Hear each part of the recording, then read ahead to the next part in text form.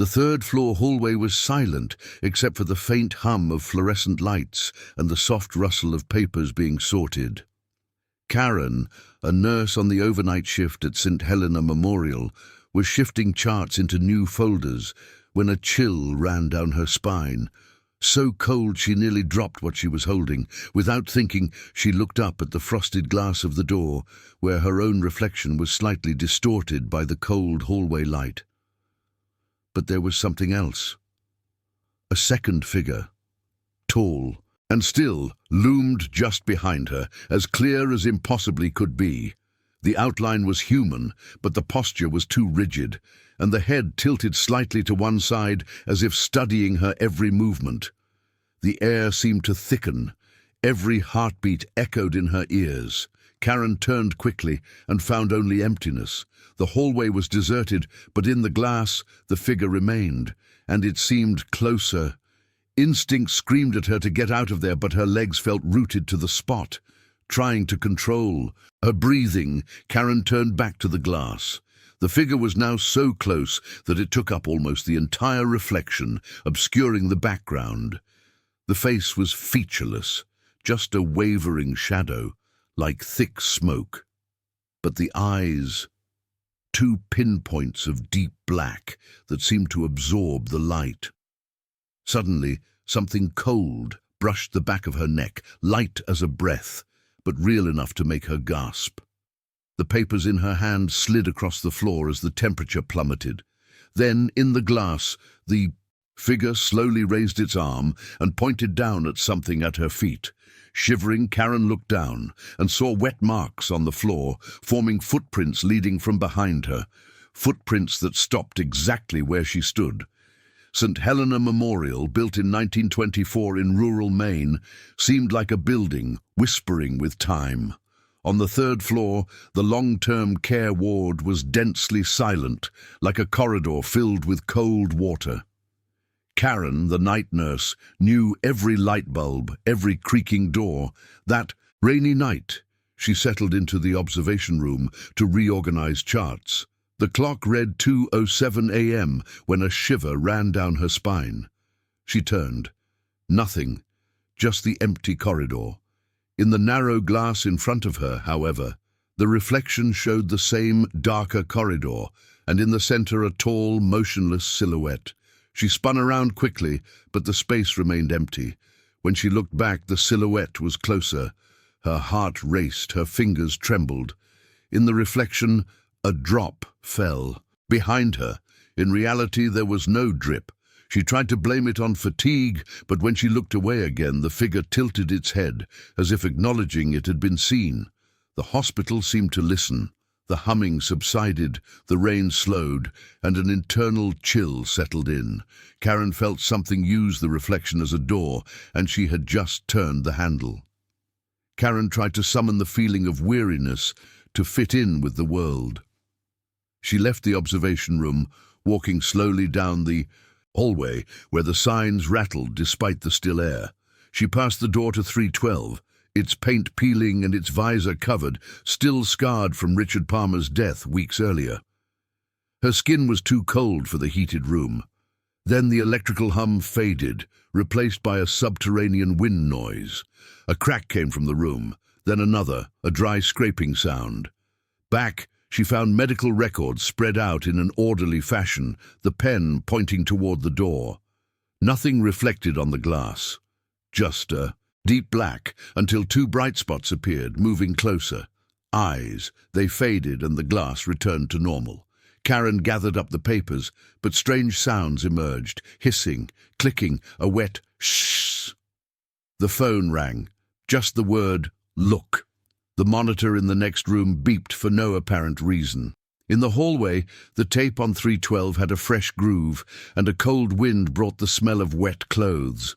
The clock read 2:07 and didn't change, though the hands moved. On her phone, she saw her own reflection, and behind it, the tall silhouette of the night, closer. When she turned, nothing. The camera opened by itself in selfie mode, trying to recognize a non-existent face. The temperature dropped. Her breath became visible, and Karen understood.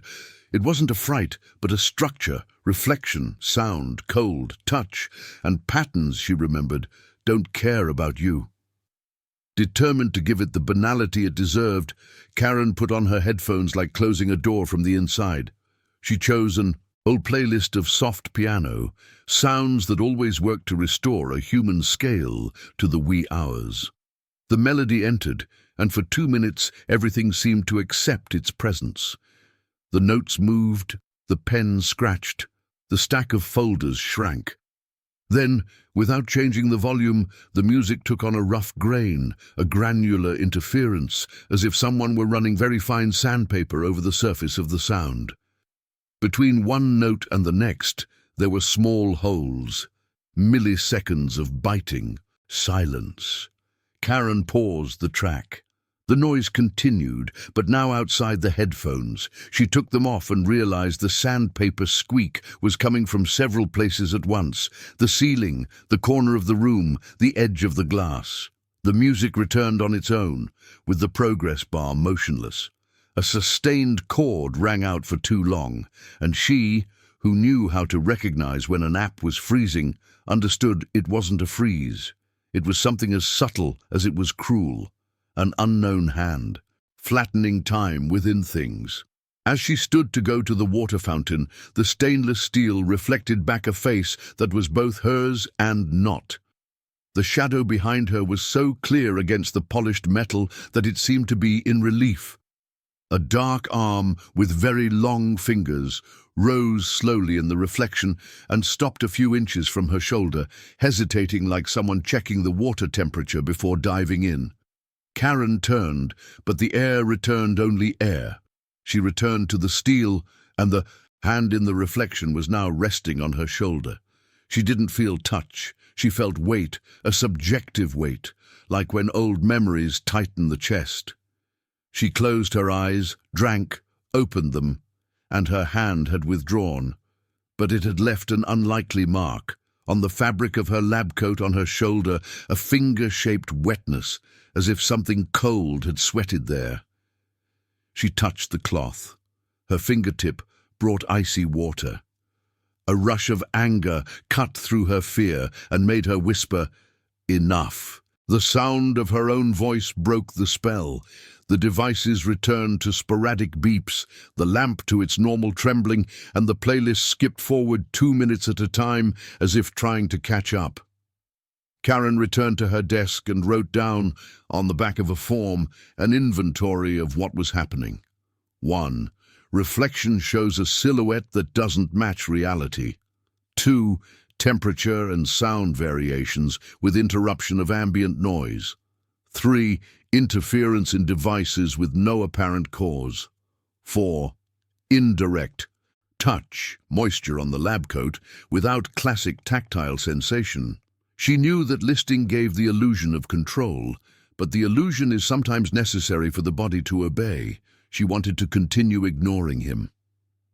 She turned on the living room TV at a low volume so that human voices filled the space. A local channel was replaying an old newscast, and for a moment, Karen relaxed into the banal comfort of someone commenting on the weather forecast.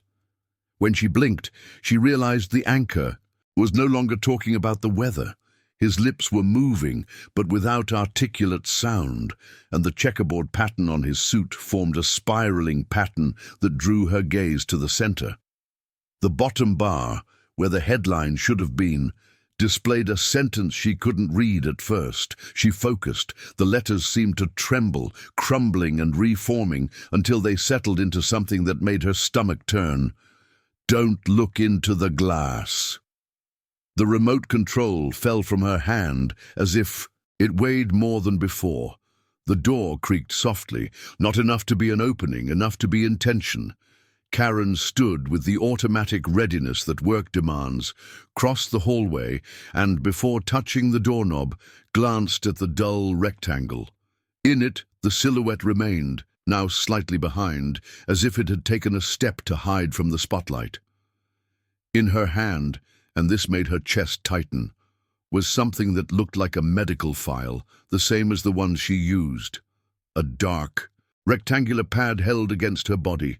She flung the door open, her heart braced for emptiness, and found emptiness. But on the table, which she had left clean, lay a file that wasn't new. Thick cardboard, ancient fiberboard, the edges worn by time. The yellowed label read, "Observations, Ward 3, 1954.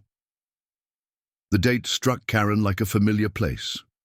And it was the first moment she knew that ignoring it was indeed impossible.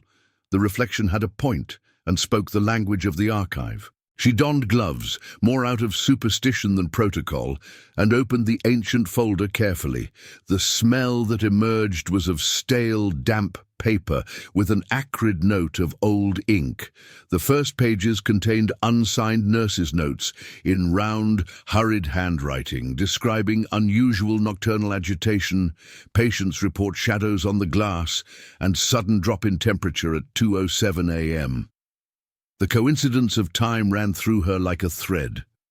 At the bottom, an oval stamp. St. Helena Memorial. Special note. Karen realized that the hospital had left clues to itself in the most solid place it had. The paper. And the paper now stared back at her. But before continuing the story, check if you are already subscribed to the channel, because there is a new video here every day. Shortly after 3, when dawn loses its patience and reveals all it hides, a dragging sound came from behind the door of 312. It wasn't the sound of a sheet being pulled or furniture scraping. It was an irregular, dragging with long pauses, as if something very heavy was shifting position in a space that didn't match the room's size. Karen put her ear to the wood. A second noise joined in, discreet, a muffled, measured, distant thump that wasn't hers. On impulse, he turned the handle. The door gave way with an elastic resistance, as if held firm from within by a single invisible hand. The smell he encountered was damp and had a sweet hint of old antiseptic. The cold lights were on, but the light didn't seem to reach the corners. There were areas of shadow that remained intact, like paint that doesn't accept water. The bed in the center was made, the sheet flat, the pillow propped up. In the middle of the mattress, a deep oval indentation, about a foot long, betrayed the weight of someone sitting there just moments ago. The indentation sank another 2 millimeters before her eyes. Karen took a step, and the door behind her closed on its own, resting with a calculated click. The click echoed, not in the room, but in the glass of the closet which trembled inside. She called out, "Is anyone here?" The sound of her own voice seemed to be covered in felt. She went to the light switch, turned it off, and then on. Nothing changed in the corners. The closet mirror then showed something that wasn't there. It didn't show Karen and the bed. It showed the observation room. In it, a tall figure, standing with its back to the narrow glass. The figure turned slowly, as if aware of being looked at from another place. The face had no details. It had depth. Karen backed up against the bed, and the sheet under her hand gave way as if an invisible leg were there. She pulled her hand away, and the sheet formed a dimple that took a while to deflate. The monitor in the corner, off since Palmer's death, came on silently. A green line flickered, and for 3 full seconds formed regular spikes, a perfectly normal heart rate for someone who wasn't. Soon after, the graph became a straight line, not of death, but of silence. The screen faded gracefully, as if unwilling to disturb. Karen's legs felt weak, but her attention was dull, cutting details like a knife. The window had condensation on the inside. The light curtain moved without a chain. There were watermarks on the floor that hadn't been there a minute before. The marks formed half-moons like barefoot footsteps coming from the window toward the bed. They stopped beside the deep mark, and there they disappeared, as if someone had crawled into the mattress. The doorknob behind her turned inward by itself, a quarter turn, and stopped. It didn't open. It promised. Karen went to it, pulled, stuck. She looked in the mirror again, searching for some angle that would reveal the room, and what she saw was worse. The rectangle of glass in the observation room door now showed 312. It was as if the two spaces were connected by a reflection channel. In the image on the glass, behind Karen reflected in the mirror, the tall silhouette raised its arm and pointed downward. She lowered her eyes. On the floor beneath her feet, the humidity began to draw letters, swelling the accumulated dust in crooked lines. The letters formed the word "stay." A cold breath ran through her hair like a passing hand, and the urge to obey was so immediate that she had to deliberately take a step back, resisting her body. The changing table in the right corner made a clicking sound and slid 2 centimeters in response. The sensation was simultaneously childish and serious. Something was testing its limits. Unsure of how to react, Karen did what one does with what one wants to destabilize. She began narrating aloud what she saw, naming it, removing disguises. Window with condensation inside, bed with a depression, watermarks, door that wouldn't open. With each item she named, the room seemed to lose an inch of control. When she said mirror, the central light blinked 3 times and regained a slightly broader brightness, pushing back the shadows somewhat. The word worked like a key. Then came the first touch, not on her body, but on her world. The work ID hanging from her pocket, bearing her name and photo, shook on its own and turned away, hiding the photo.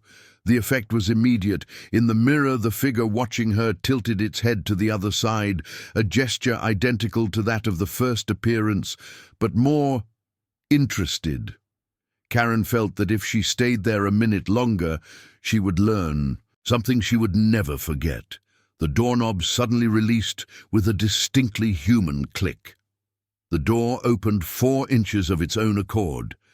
She stepped out as if choosing to live, and before the door touched, she heard, inside, the sheet tug as if someone were finally lying down. The hallways seemed to have lengthened a bit when Karen left 312, as happens in old hotels when the early morning decides to prove its power. She went straight to the file room, driven by a mixture of stubbornness and necessity. It was a narrow space with metal cabinets and a small window overlooking the side parking lot. She entered the code on the electronic lock, 103-103, the floor sign, and entered. The smell of dust, glue, and dried paint was almost comforting. He began with a logical path, floor records decade by decade. He pulled out the 1950s drawer, the handmade files with rounded corners, and found, too quickly to be accidental, a pad stamped "Special Observation." He leafed through them. Names, dates, times, short notes. The more he read, the more the handwriting changed. Firm letters at the beginning, later nervous strokes and broken sentences. All the most intense records had the same time window, 2:07 a.m. Some notes were brief. Patient sees figure through the glass in the door. Patient reports cold breath on the neck. Suddenly low temperature in Ward 3. Others were less technical. Heard whispering in the plumbing. Shadow lingered in the reflection even when we turned off. The lights. One name kept repeating itself. Eleanor Price. She was no more than 30 at the time, admitted after a nervous breakdown at her sister's house, according to a note. Eleanor spoke of people on the other side of the glass and eyes swimming in the closet window. Doctors called it a schizomorphic phenomenon associated with grief. Nurses, in unstamped notes, called it the reflection thing. A longer, hand-stapled report held Karen's attention. It described how, for several nights, Eleanor would get up, go to the mirror in room 312, tilt her head as if listening, respond to phrases no one had heard, and return to bed with altered vital signs. In the last record before her death from cardiac arrest, there is a note. Patient said, "Stay," addressing the glass. Karen closed her eyes for a second. The word was the same one that had swelled on the floor minutes earlier. At the bottom of the drawer was a small black and white photograph, the paper chipping at the edges. It showed the third-floor hallway on some maintenance day, with a faceless worker carrying a ladder. On the glass of the observation room door, the same rectangle where Karen had seen the silhouette, there was a dark spot in the photo that couldn't be explained by the focus. From a distance, it looked like a shadow. Up close, it had the outline of a torso and head, and the same tilt. Someone had written in pencil, almost invisible, "Look." Karen felt as if time had folded the very fabric to give her this. She turned the pages, searching for more. Terms like religious intervention and chaplain summoned appeared. In an attached folder, a short report from 1955 reported the removal of 3.12's original mirror for security reasons. Another document noted the replacement of the observation room's glass with an industrial-grade frosted glass, exactly like the current one. Only one note stood out, on a loose, undated piece of paper. The mirror is the easiest place. When we cover one, he uses what's left. The handwriting resembled the nervous notes. Beside it, a 1989 incident log contained two brief accounts, people standing at the glass cabinet and a cold hand on the back during a shift. Another entry read, "In 312, cover the mirrors." Karen took a picture and had the distinct feeling of stepping into an old-fashioned line. Suddenly, the small window in the archives room grew darker, as when a heavy cloud passes. But the rain had stopped. Karen approached and saw her own reflection in the window, silhouetted against the parking lot. For a moment the image was clear. Then behind her reflection the silhouette appeared again, but this time it wasn't still.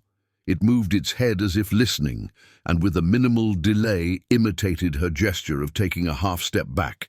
It repeated precisely, shoulder, neck, tilt. It was a delayed copy, practicing speed. Karen's heart pounded because she understood the purpose of this game. When the delay disappeared, it would no longer be a reflex. The feeling of an organized enigma turned into urgency. She gathered up the folder, put it back the way she found it, and closed the cabinets with a care that seemed superstitious. Before leaving, she glanced again at the word pencil under the photo. "Look." It felt like a request and a threat. When she pulled the door open, the hallway greeted her with a different elasticity.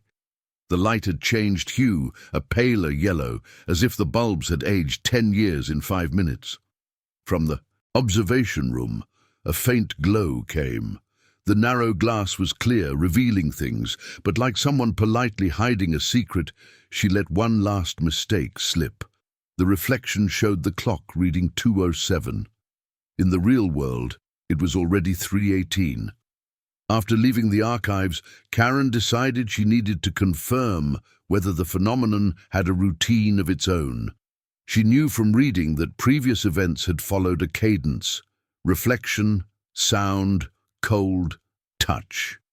He discreetly jotted a draft mental map in his back pocket and began to circle the corridor like someone on patrol.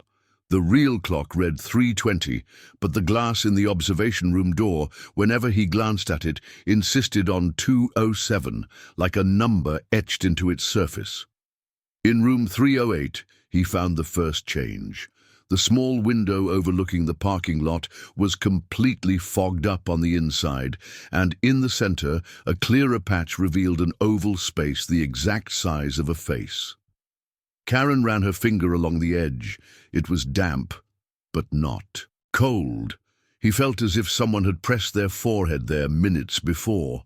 The portable monitor, turned off, emitted a single beep, enough to make her look. On the blank screen, the silhouette was reflexively present, but tilted in the opposite direction than usual, as if observing from a different angle. Karen continued on her way. At 3:10, she noticed the thin curtain by the door moving slightly, but there was no air circulation. Behind the curtain, the window glass reflected the hallway, Or it should have. Instead, she saw a narrower, compressed image, as if the hallway were tighter. In the center, standing still, was the dark figure. With each step Karen took to the side, he took a second to imitate. It was a game, and the game was accelerating. Reaching the observation room, she saw that the narrow glass no longer showed the immediate corridor.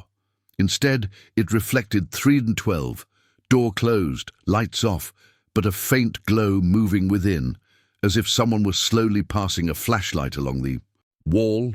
Logic was impossible, but instinct told her that reflection wasn't showing the past nor the present.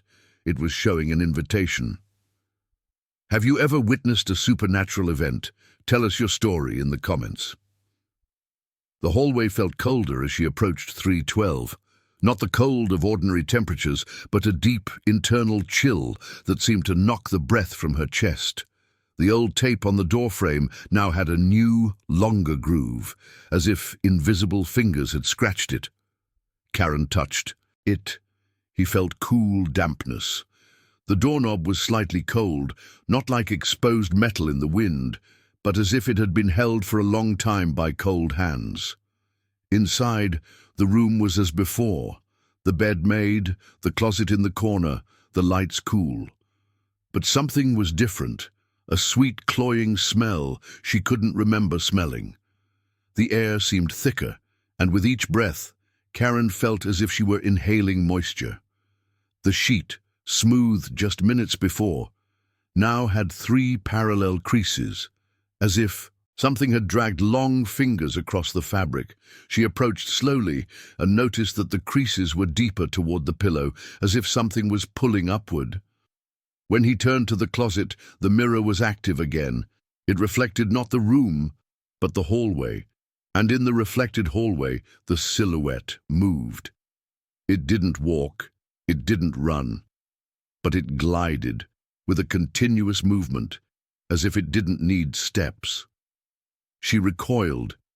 The reflex did the same, but with a shorter delay than before, a second, half a second, almost simultaneously. When the delay was 0, Karen knew there would be no more glass to sort. Karen spent the next few minutes testing the delay. She moved her head from side to side, and the figure imitated. She moved her shoulders, and the figure copied. At first, the delay was almost a second. Then it dropped to half a second, then less. What disturbed her was not just the reduction in time, but the increasing precision. The figure not only copied, but corrected small movements, aligning itself more perfectly than the human body could maintain. To break the pattern, Karen tried random movements, quickly ducking, standing up, turning her head sharply. But the figure never lagged more than a few tenths of a second. It was as if it were training to be her. The instant he realized this, he felt the back of his neck tingle. In the reflection, the figure smiled. Not a human smile, but a quick, impossible widening where there had been no mouth before. The shock was enough to make her recoil until her back hit the door. When she blinked, the figure was standing again, but closer, taking up almost the entire rectangle of the mirror. The cold intensified, and something, deep inside, began to tap, a deep, steady sound, as if coming from behind the glass. The door to 312, which until then seemed to obey physical rules, began to creak on its own. It didn't open, but vibrated, as if something on the other side was pressing lightly. The glass cabinet trembled in unison, and Karen realized the 2 surfaces were connected. She backed up closer to the bed, trying to think of a logical way out, but the room no longer obeyed logic. The ceiling seemed lower, the light more yellow, and the sound from the hallway, even with the door closed, was distorted, as if it were traveling through water. It was then that the mirror revealed something new. No longer the isolated figure, but a second, smaller figure in the background, almost imperceptible.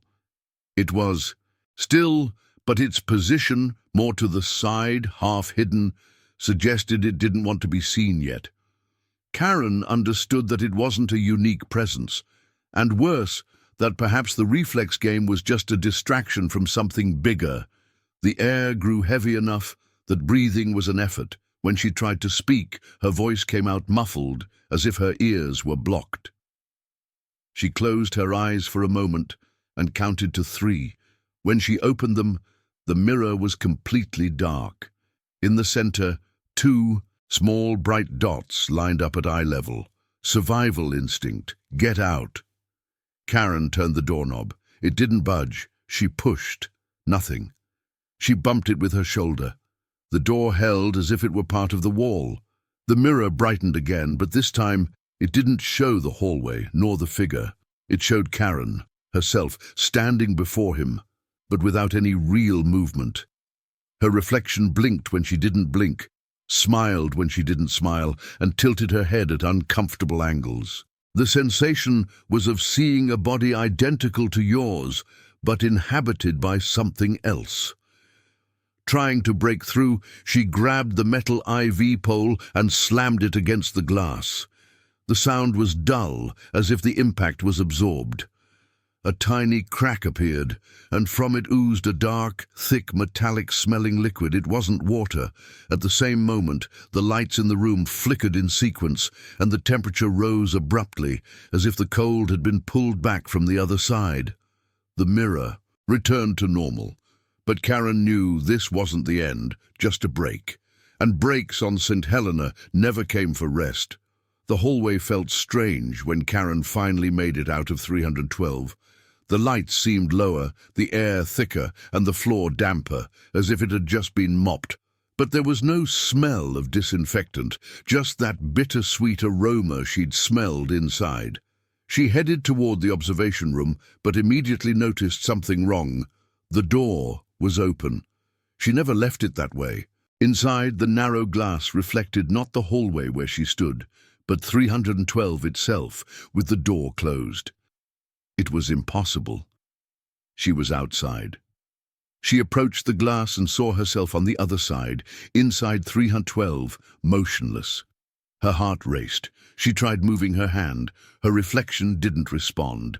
She tried speaking. Her reflection opened its mouth with an uncomfortable delay, but no voice came. The delay returned.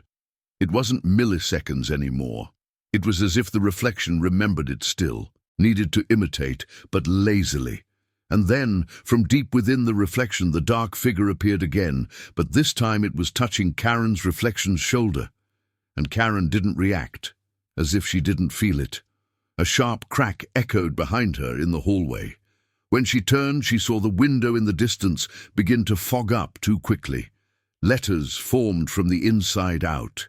He is. The same word, repeated.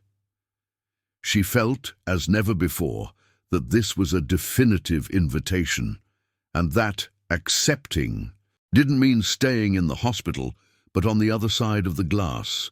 St. Helena had more stories than any official report would admit. Over the years, late-night workers would whisper about things they saw or heard. There was the story of Danny, a night attendant, who in 1997 swore he saw his own hand move in the reflection of the cafeteria door while his real hand was still on the table.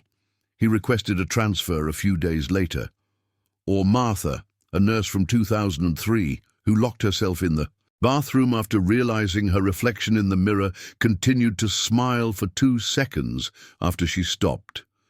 Her shift record disappeared weeks later, as if she had never worked there. There were also stories from patients.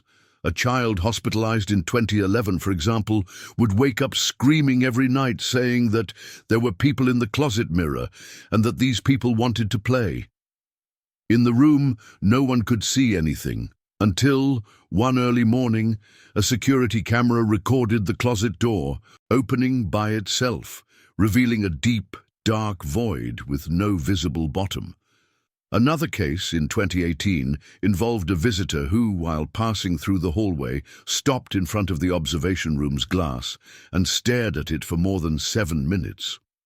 When approached, he simply replied, "I was waiting for it to move." These reports never made it into the formal files, But every long-time employee knew that if the clock read 2:07 and the glass was darker than usual, it was best not to look. Karen left the hospital at dawn after spending the rest of her shift avoiding the third floor. On the way home, the city seemed too normal, which only made the early morning hours more unreal. She considered asking for a transfer, but knew St. Helena didn't just let things go. That night in her apartment, as she passed the hallway mirror, she noticed her reflection wasn't aligned. One shoulder seemed straighter than it actually was. She stood still, trying to take a deep breath, and her reflection smiled. A slight, almost human smile, but she didn't smile. She looked away, deciding not to react. She picked up her phone to call someone, anyone, and the screen lit up by itself. Front camera activated. In the image behind her, the room looked the same. But in the corner, out of focus, a tall silhouette leaned slowly to the right. The same gesture that started it all on the glass of the observation room. A chill ran down her spine, and she understood. The distance to the hospital didn't matter. Once the delay was zero, the reflection no longer needed you on this side. Don't forget to like and subscribe to the channel so you don't miss the next videos.